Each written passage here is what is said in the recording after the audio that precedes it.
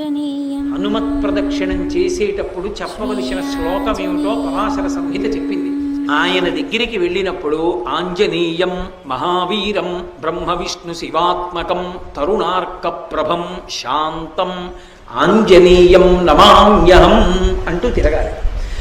పరమ మౌనంతో ఆ శ్లోకం ఒక్కటి చదువుకుంటూ గర్భిణి స్త్రీ ఎలా తిరుగుతుందో అలా తిరగాలి.